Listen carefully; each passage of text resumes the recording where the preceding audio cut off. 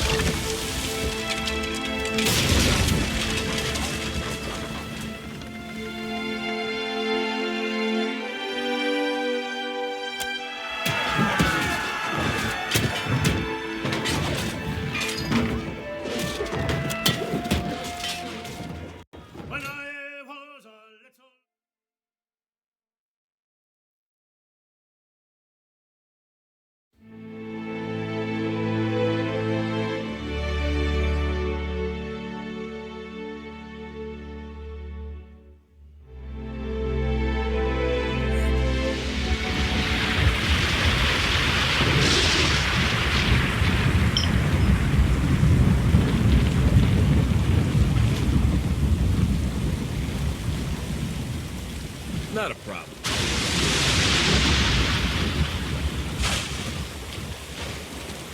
Careful. I see them. Word.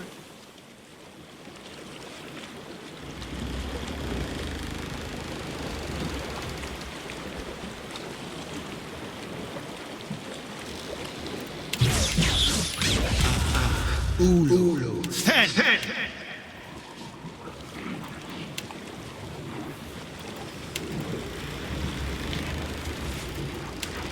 Build on sorrow.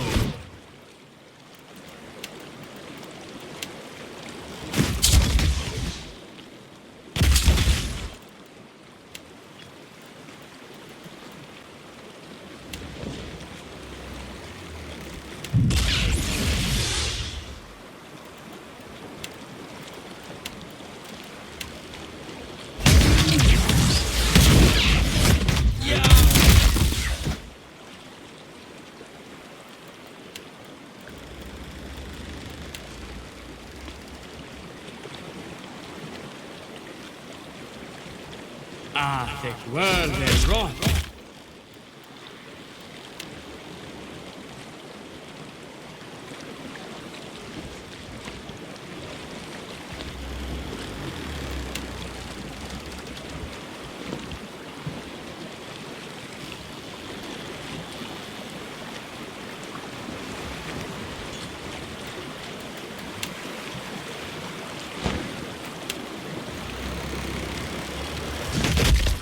Lava river.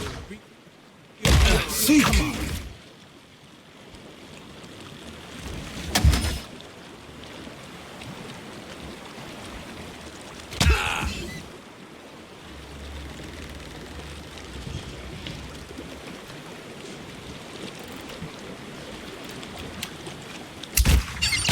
Don't count me out. Yet.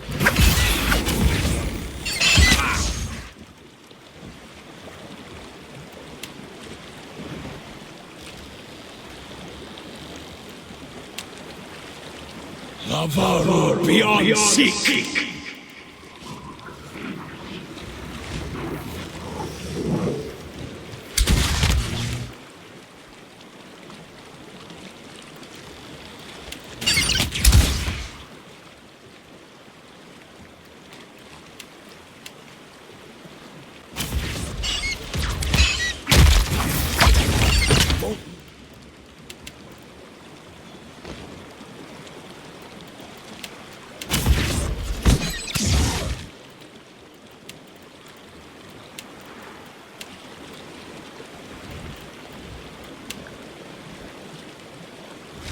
Death!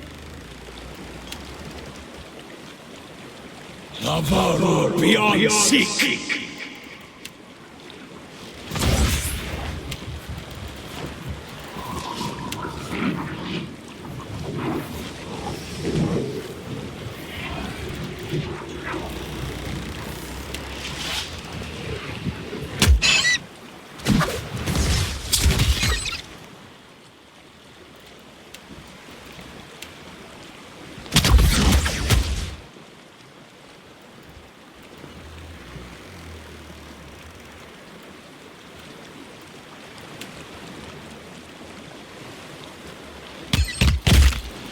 This weapon's no good to me. I don't think so.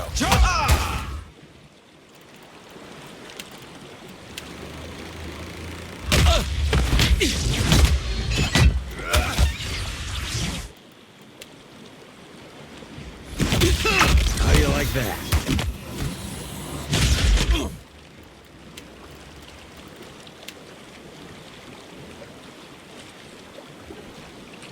That's how it's done. So, just giving him a fair shot.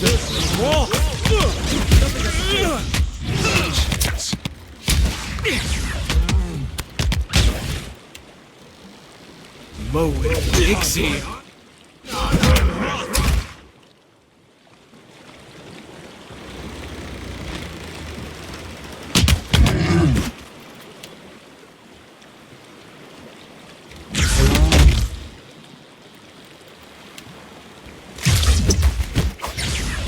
You better run!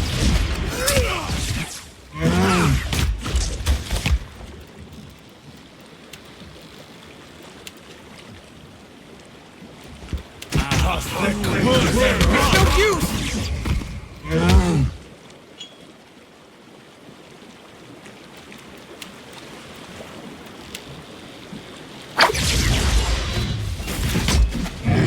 Come on!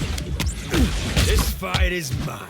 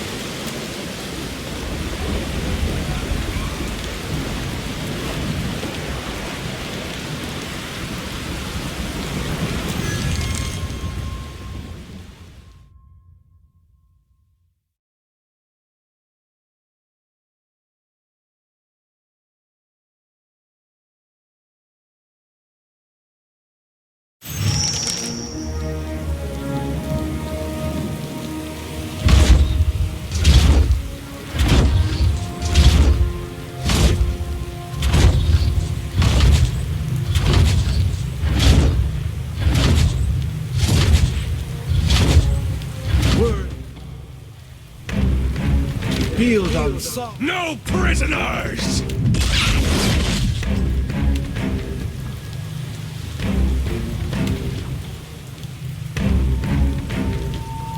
Vote Ixiana.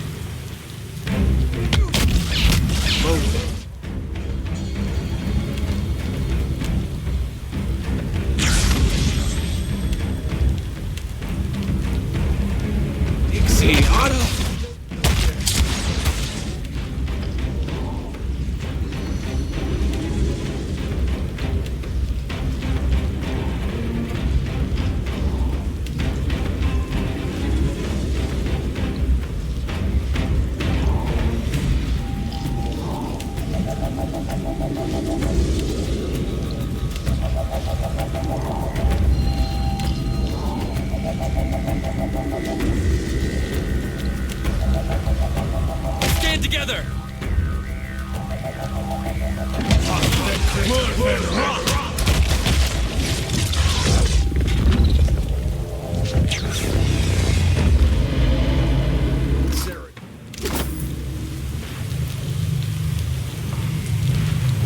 Absolutely. Yes.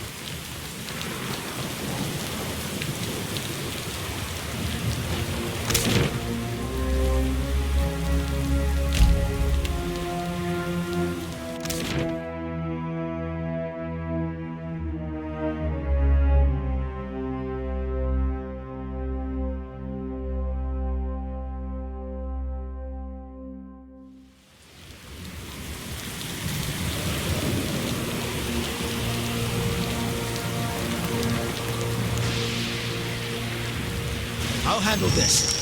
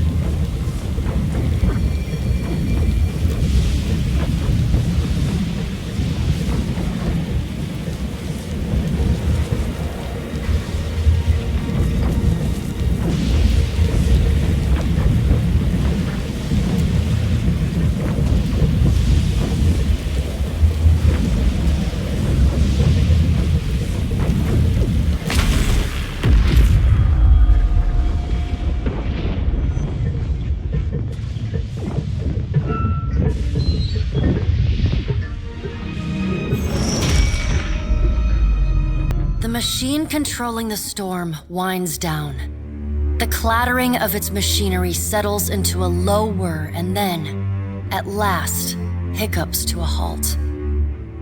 Beyond the tower, the black, roiling clouds of Ondra's mortar roll away from the ancient city of Ukaizo, with only a tired sigh of wind to see them off.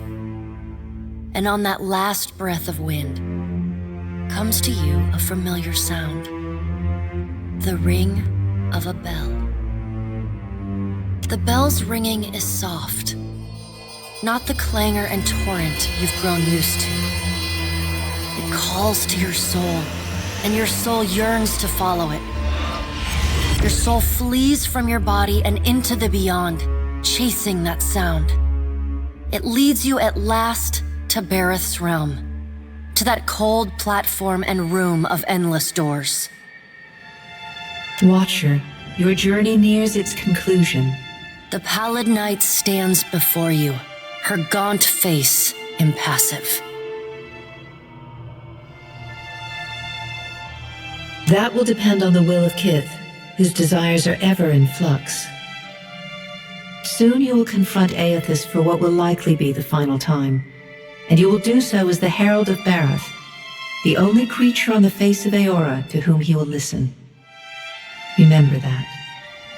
The pallid knight inclines her head to you, black hair hanging limp in her face. She steps back and cedes the floor to Helia with a small, resigned sigh.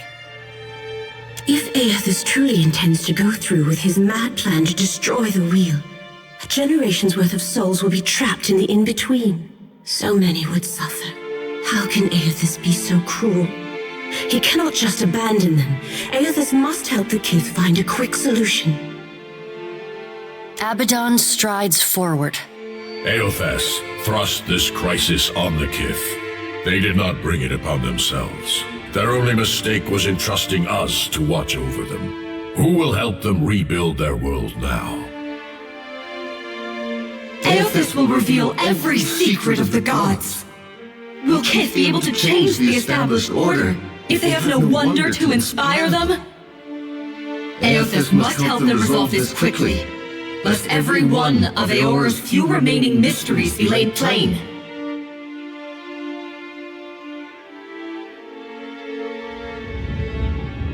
Coddled children learn nothing that is not spoon-fed to them. With the wheel destroyed, Kith will tear themselves apart. It is the gods' duty to prevent that happening, lest they doom us all. And as Kith must be ruled, so too must the gods. I say that if Eothas is so eager to throw down the mantle of power and step aside, I shall take my rightful place as Queen of the Gods again. Kith are strongest when they follow our lead, and we are strongest when we lead in turn. United in purpose with the gods, Kith can accomplish things that without us, they could never have even begun. They must be shown their boundaries to surpass them. Kith will not solve Eothas' puzzle on their own. And without an established order to fight against, the bonds that bind them dissolve, and they fight amongst themselves.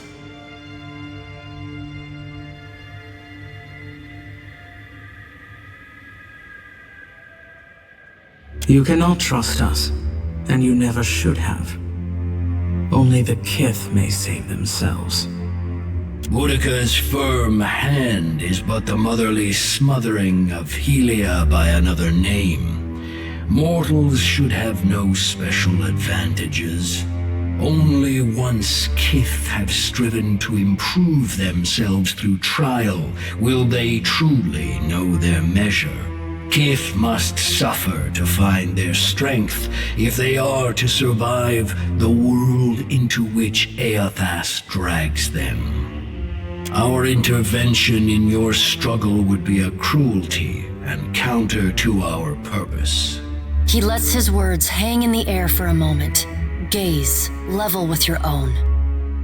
Indeed. Kith must discover for themselves what it is they are worth, and of what it is they are capable. What we do for them, they do not learn for themselves. Trial breeds ingenuity. If our work of generations was not in vain, Kith will succeed in spite of Eothas' actions. I have faith in Kith's ability to meet Eothas' challenge. Do not mistake my words for indifference, Watcher. They are born from a fierce belief in your potential, not a refutation of it.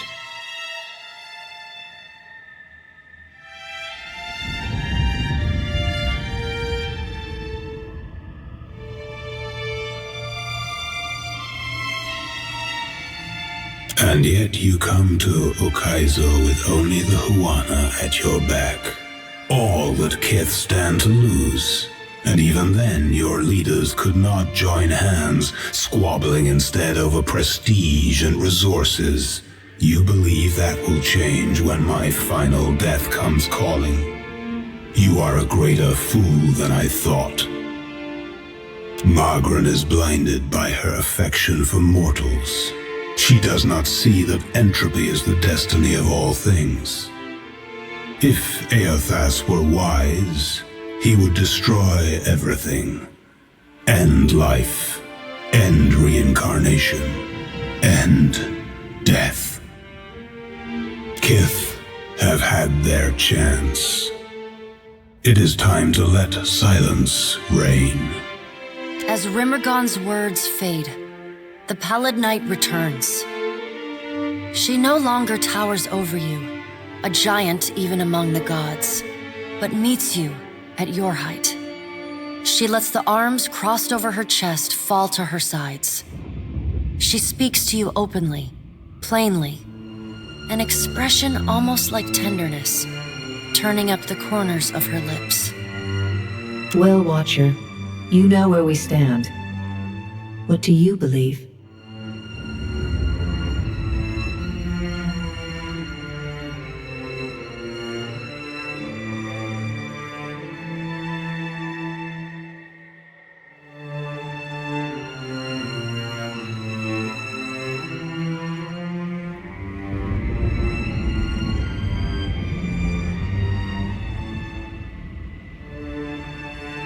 I only suggest that you walk into this future with eyes wide, Watcher. The mantle of responsibility is a heavy one, broad though Kith's shoulders may be. Now the time has come for us to part, Watcher. I laid upon you a difficult duty. You will be free of it in time, but not now. You have work to do yet.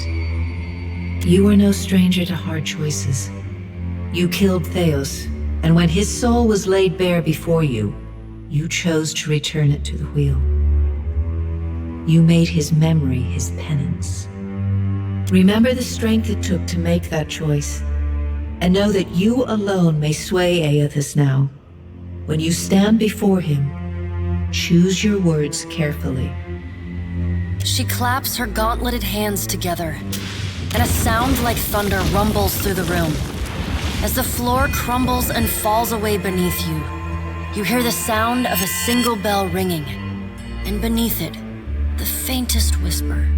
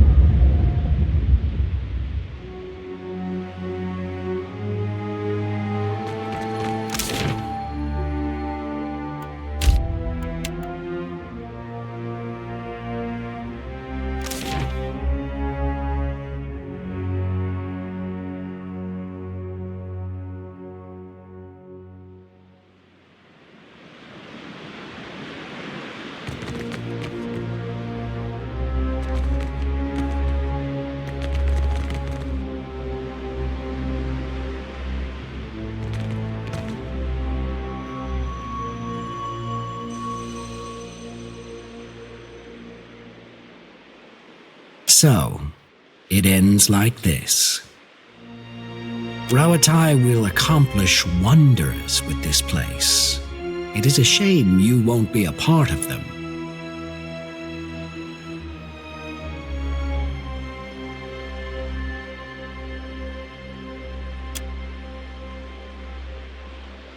This was never personal.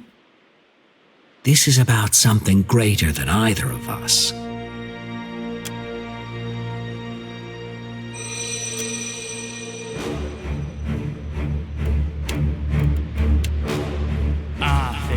world and wrath.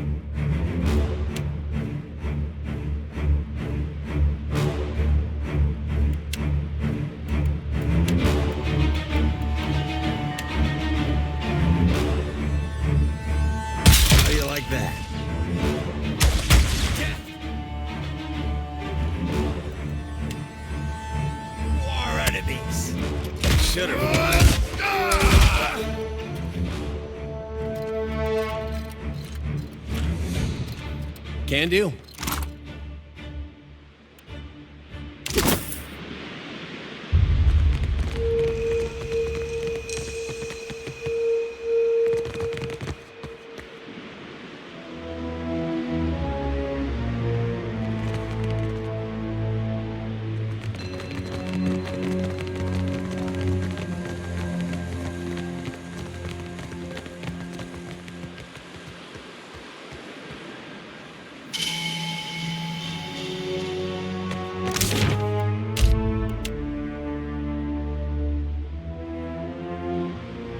You descend into the ancient winding streets of Ukaizo. Battered by storms for thousands of years, the ruins bear the marks of their role as the lone witnesses of the gods' great secret at the center of the city. The houses and boulevards are pierced by great spears of luminous Ondra. There are no ashen bodies, no birds, no sign or sound of any life.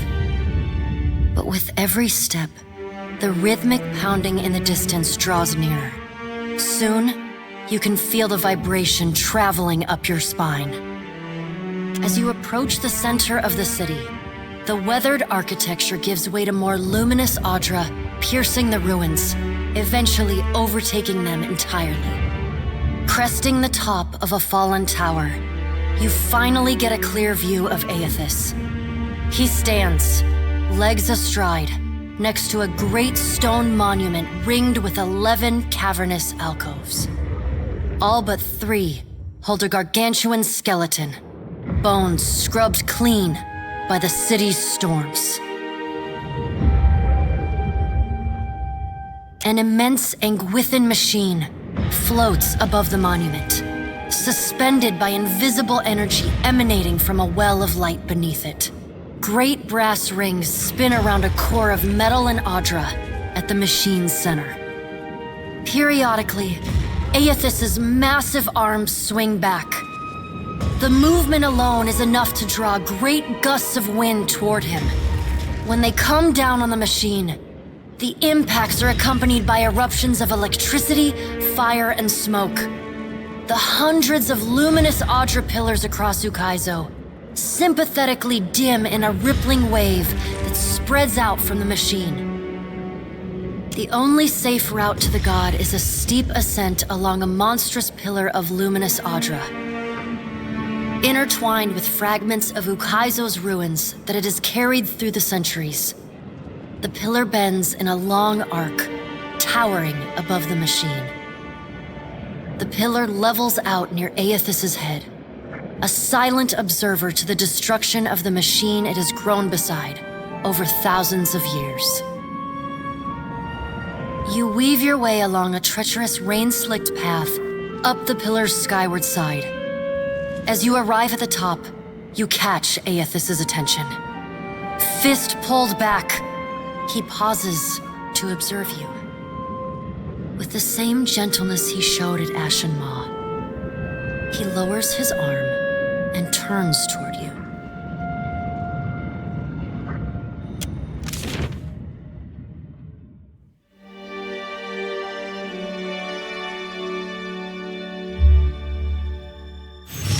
Strange to see Ukaizo in this way. It may be hard to picture, but this city was once full of life. The Huana, yes, but also kith from many other cultures. Great hanging trees shadowed these boulevards. Gardens sprawled across the open rooftops. Each spring, a festival procession would wind its way from the hillside into this valley. The celebrants would pass through a steep walk among the stalls of foreign merchants, flowers falling upon them from all sides. All people of all nations, together in a celebration of new life. Such was the power and beauty of lost Ukaizo.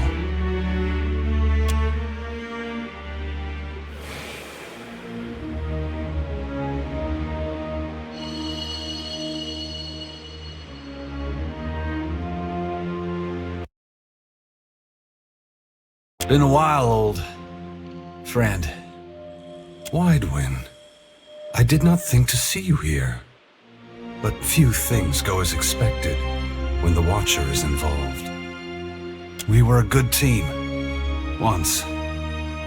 But this isn't what we fought for.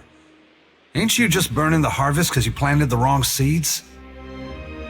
An astute observation, old friend. Consider instead that I am giving the soil back to those who till it.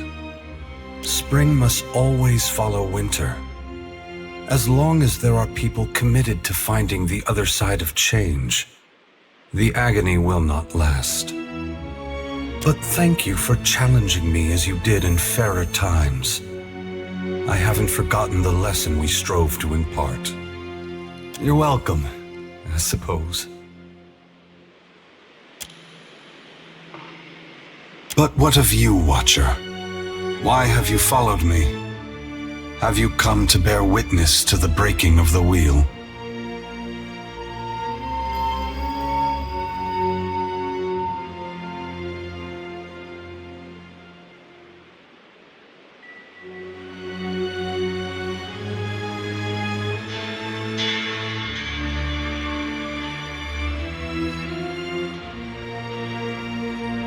It is pity for mortals that drives me, Watcher. I have felt it in every step I have taken to cross the Deadfire and reach this place. What more would you have me do?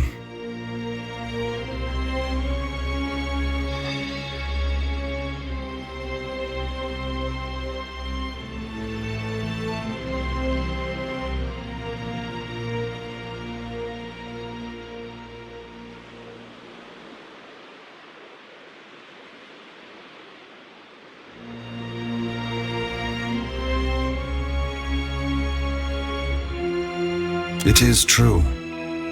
While the eventual restoration of the wheel will bring them relief, they will suffer until that time comes.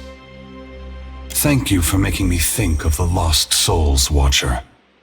I will provide a haven for them after my work here is finished. Indulge me in a moment's curiosity. There is something I wish to know about Eora, about Kith, that I can only learn through your eyes.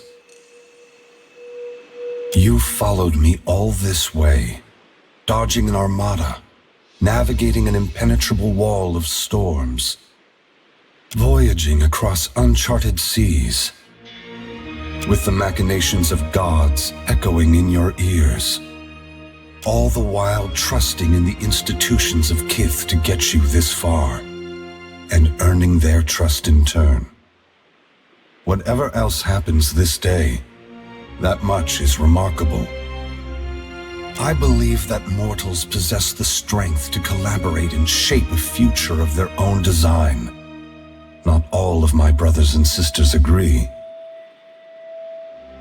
By relying on others and coming together in a time of crisis, you illustrate my point. The gods will witness you and question their assumptions about how responsible, empathetic, and sophisticated mortals can be. What inspired your decision, Watcher? Did the choice echo your foundational beliefs? Or were you influenced by observation?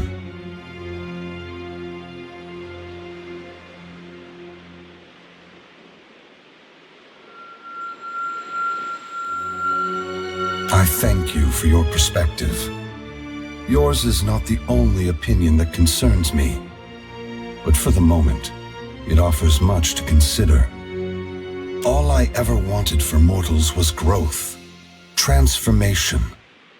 Once, my brothers and sisters shared this goal.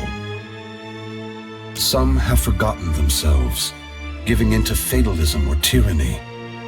Others have succumbed to apathy. It brings me great sorrow that crisis is the only way to set the future in motion. Would that I could pass the responsibility of heralding your darkest hour to another. Never forget that trust and coordination between mortals brought you to this place. Your future is built on a foundation of hope, and you have laid the first stone. Ask. You are entitled to any answer that is mine to give. The great work of the Eothas falls to ruin. Reincarnation as we know it will end. Souls which currently await new life in the beyond will be born into the world as normal, but their numbers will not replenish. Anything that dies will tarry in the void of the in-between, awaiting the motion of a wheel that no longer turns. Once the beyond has emptied, every birth will be hollow-born. Other maladies of the soul may follow and plague those who linger in life. Unless mortals work together to carve a new path, the essence of life will be trapped in the netherworld. Gods will starve, Eora will grow silent and cold.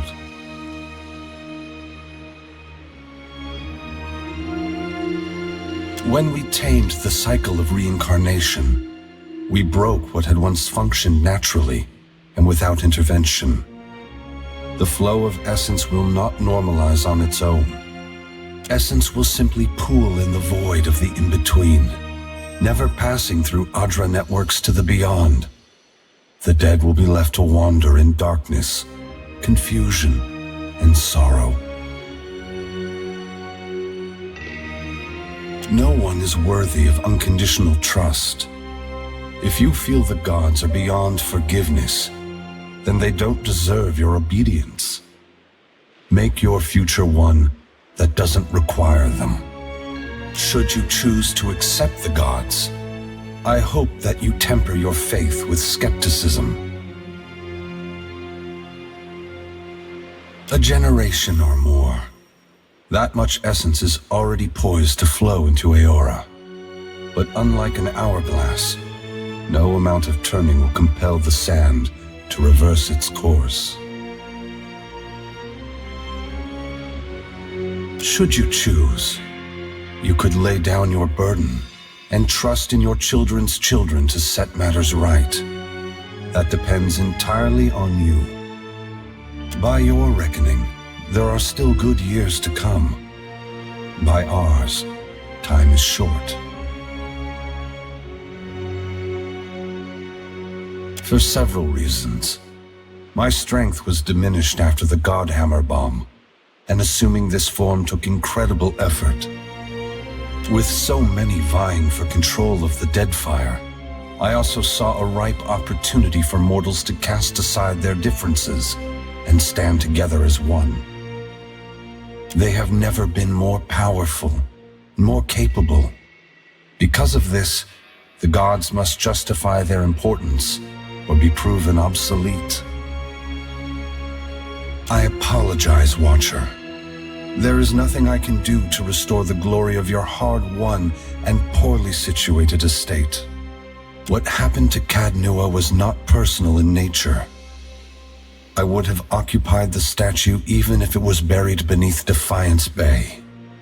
Given your perseverance, I know that a second home cannot be distant in your future. You have only to seek it out. Yes, they must work toward a solution or perish. If that task is beyond their skill, then they no longer deserve their position. I would have them justify their right to lead.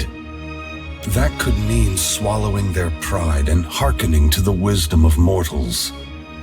Some, I expect, will perform better than others. I must attend to my final work now. I cannot delay any longer. You have carried a heavy burden across the Deadfire, Watcher. Before I go, I would rid you of it.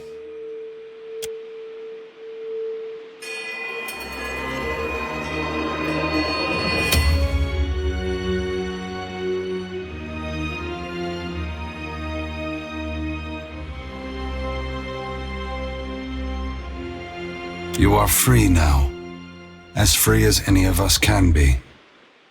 Many will come to you for help in the years ahead. Animancers, priests, even the gods themselves. I have great hope for you, but always remember that your future is for you to decide. Use your freedom well. Eothas squares himself to the machine. As you move to a safe distance, he draws his fist back and resumes his assault. The blows rain down with increased fervor, but the machine perseveres in spite of his efforts. Spreading his arms wide, Eothas draws power from the luminous Ondra clustered around the valley. The energy courses through his body, limbs overflowing with intense light and waves of heat. He returns to his task, each strike bringing with it the sound of cracking stone and twisting metal, the flickering of luminous Ondra across Ukaizo. As the ancient machine finally begins to succumb to his strength, so too does Eothas' body, built to withstand the passage of thousands of years. The great Ondra statue has finally been pushed beyond its limits. Cracks appear along the hands, then race up the arms. Eothas does not slow his assault, but continues unabated. Its brass rings twisted, the machine spins erratically but withstands the relentless barrage. Eothas stands astride it and pummels the base of the machine. Soul energy begins to flare out from the machine's heart, warping the air with the intense heat. Eothas drives his right fist into the machine's center, the core of metal and Ondra. The god lets out a deafening shout, something between a cry of anguish and a roar of exultation. You see Eothas' arm shatter upward from his hand through his elbow. A flash of light and heat bursts from the core, accompanied by a cacophony of destruction. The moment passes as Eothas' shout echoes throughout the valley. Your eyes begin to recover. The god's work is accomplished. The great machine of Ukaizo has been destroyed. The wheel has been unmade.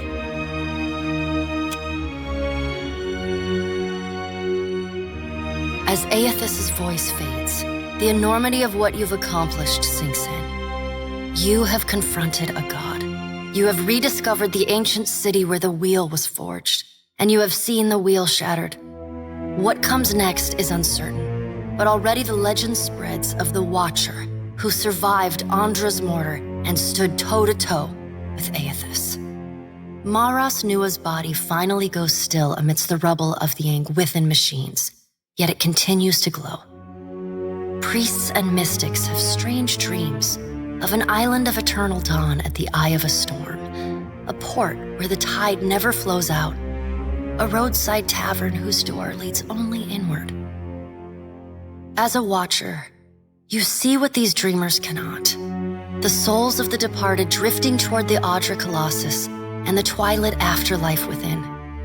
Whether it is a temporary haven or a permanent end will depend on what the kith of Eora are able to accomplish on their own. The greatest hope seems to lie in the work of the ancient Angwithans and the Huana's efforts to unearth and understand it. And while Maras Nua stands frozen over Ukaizo, the gods look on the labors of kith, but they do not intervene. They watch and argue, wager and conjecture at how or whether mortals will solve the puzzle set before them.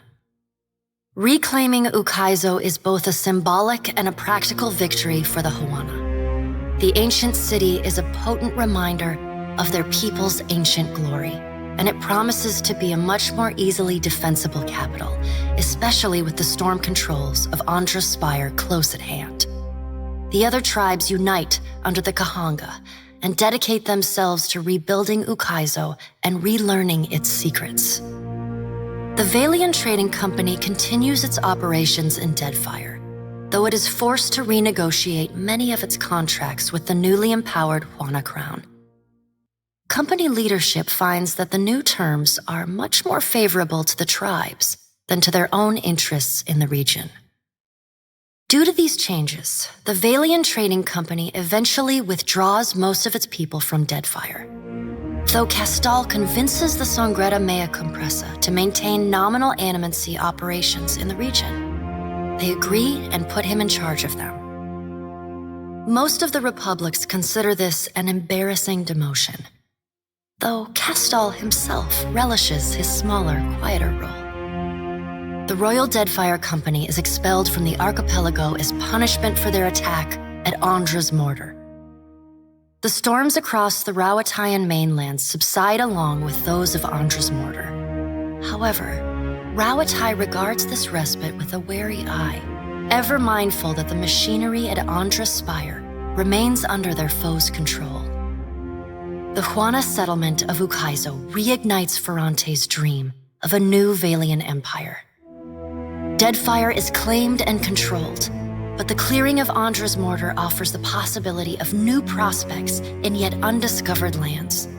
He leads the old Valian loyalists across the sea, searching still for a new Valian homeland.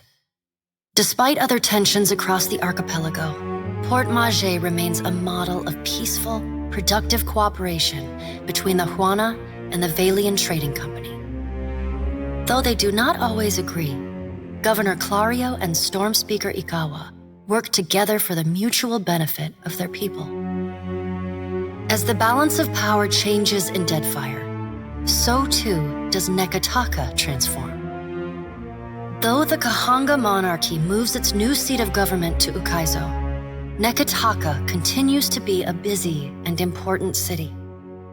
The Kahanga leadership takes responsibility for the welfare of the Raparu, and the Gullet starts to improve.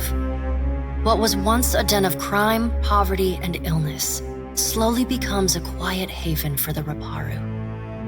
Ukaizo reveals more about the ancient art of water shaping than the Guild could have hoped to learn in another century of work. With this new knowledge, water shapers across the archipelago wield the currents and bend the waves for the pleasure and benefit of the new Juana nation. Your brief encounter with Letharn proves deeply influential for the children of the Dawnstars. Plagued with nightmares and haunted by the deaths at Hesango, Letharn begins questioning his faith in Eothas. At first, his fellow Dawnstars chide him, but that changes as word of Eothas' deeds at Ukaizo spreads. After all, what business have they worshipping a god who denied his own legitimacy? The children of the Dawnstars respond to Eothas' sacrifice by taking up the lanterns and sickles of the Harvesters of Gone. They become pilgrims of essence, gathering souls across Aora and ferrying them to the haven within the Audra Colossus. Others will repair or rebuild the wheel one day. In the meantime, the Dawnstars will care for the souls of the dead. The Audra at Pokakohara is restored, but the rumored Valian Trading Company post never comes to Tikawara. Torn between waiting and seeking better fortunes elsewhere, the tribe gradually scatters and fragments. The dragon, Neraskirlas, no longer passes between Aora and the White Void, and the dead flow slowly breaks apart, exposing the temple long frozen within. Vatnir tries to hold the Harbingers of Dusk together, and for a time succeeds. The group resettles within and around the temple, vowing to protect it. Eventually, however, Remergon's godlike falters, and his followers sacrifice him to the White Void. The Temple of Remergon falls into disrepair, home only to madmen and monsters. In besting the Beast of Winter, you earned the Death God's mercy rather than his enmity. The deity remains characteristically unforthcoming about his decision, and you're left to wonder whether in doing battle with him in the White Void, you somehow furthered his apocalyptic ambitions. Once repaired, the Audra at the primal island of Kazuwari again pulses with the flow of soul essence between the here and the beyond. The feral life on the island flourishes, the jungles and veld growing ever wilder and resistant to settlement and exploration alike. The faces of the hunt continue to rule the Crucible and Galawain's, or rather, Tawamawai's name. The trials summoned by the statue grow deadlier with each season, until only those rare few willing to brave the gravest of dangers seek out the bloody ordeals of Kazuwari. Like the other souls following in your wake, Muatu eventually yearns to move on to the beyond and the wheel. Stymied by Eothas' actions, however, he settles on returning to Kazuwari, where he joins the choir of souls that echo throughout the Crucible. Encouraged by her arcane successes, Bakarna returns to her observatory to continue her studies of the celestial spheres. In time, her colleagues in the Circle of Archmagi come to accept her among their number. She takes on apprentices, and they trumpet her praises as both a brilliant innovator and nurturing pedagogue. The fleshy mass of Wal's abandoned body continues to slumber beneath the halls obscured. Guarded, and studied, of course, by the Circle of Archmagi, the group establishes a permanent presence above the halls.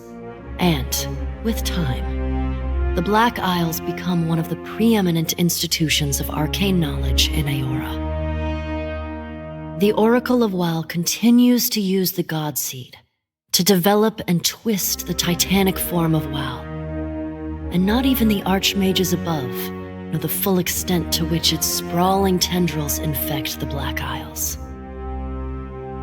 Though your adventures alter the destiny of Eora and the balance of power in Deadfire, they also leave a lasting mark on those who travel at your side. Your companions find themselves changed, in ways both big and small.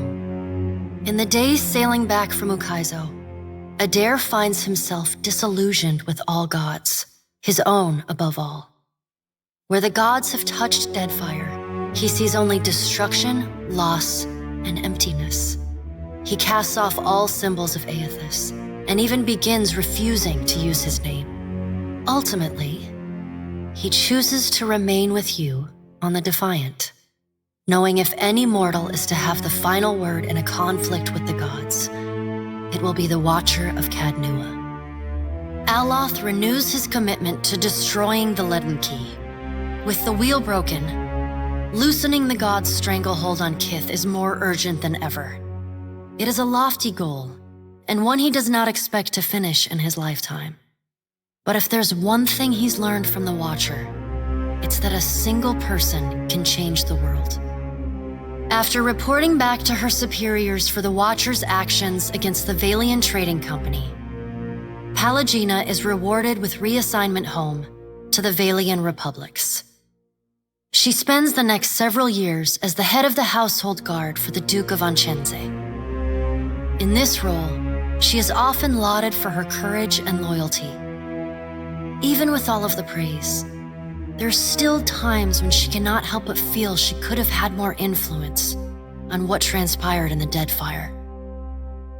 Your pursuit of Eothas and your journey to Ukaizo signal the end of forces that have shaped the lives of Kith and the course of nations.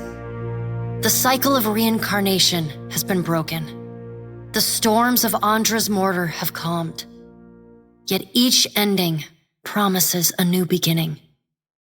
As the sun rises over Ukaizo, Kith turn their gaze eastward, wondering at what lies beyond, and at the world they will fashion for themselves. As the Watcher of Cadnua and the former Herald of Bareth, you return to your ship and begin the long journey home. You hope for calm weather,